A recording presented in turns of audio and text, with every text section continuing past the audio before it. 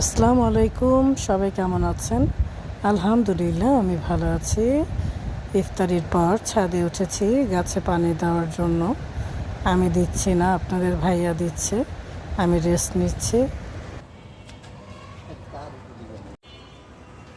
রাতের বেলায় ছাদটা কি যে সুন্দর লাগে, আর এই ফুলগুলো কি সুন্দর হয়ে ফুটে আছে, একটাও ঝরে পড়ে না, এটাই আশ্চর্য লাগছে।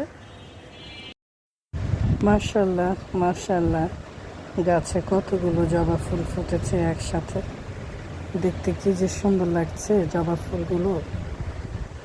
আর গন্ধরাজ ফুল ফুটেছে ছোট্ট গাছে, দুইটা ফুল ফুটেছে, কি সুন্দর।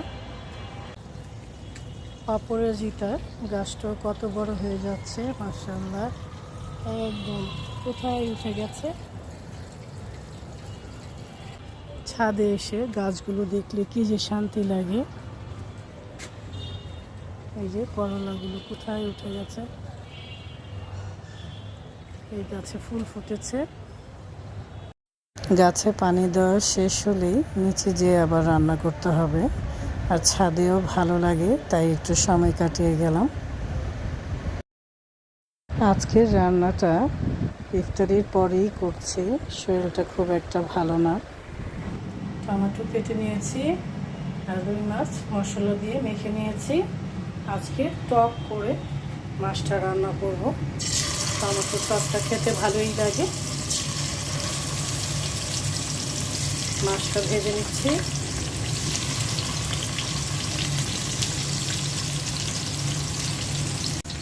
এক পাশে মাছ ভেজে নিচ্ছি, আরেক পাশে মুরগি রান্না করছি সেহরির জন্য।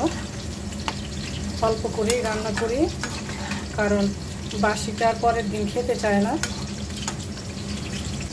মাছ ভাজা হয়ে গেছে, এখন আমি উঠিয়ে নিচ্ছি।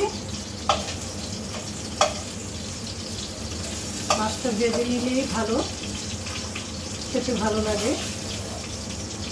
আজকে আমি টমেটো দিয়ে একদম টক করে রুই মাছটা রান্না করব। সারাদিন রোজা রেখে কী খাবো চিন্তা করছিলাম, তাই ভাবলাম এটাই রান্না করি। তো পেঁয়াজ দিয়ে দিচ্ছি, মাছ ভাজা তেলের মধ্যে পেঁয়াজ দিয়ে দিচ্ছি।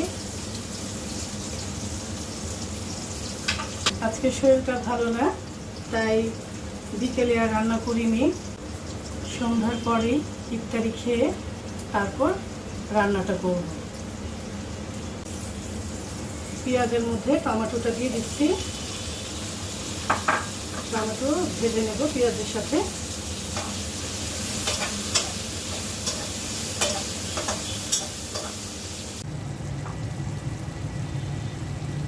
তরকারিতে মশলা দিয়ে টমেটোটা গলিয়ে নিলাম, একদম গলে গেছে টমেটোগুলো।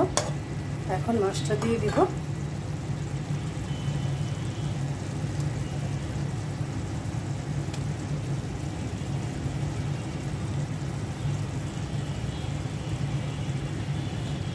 কাঁচামরিচ দিয়ে দিচ্ছি, পানি দিয়ে দিচ্ছি, একটু বেশি করেই দিলাম, একটু ঝোল ঝোল থাকবে।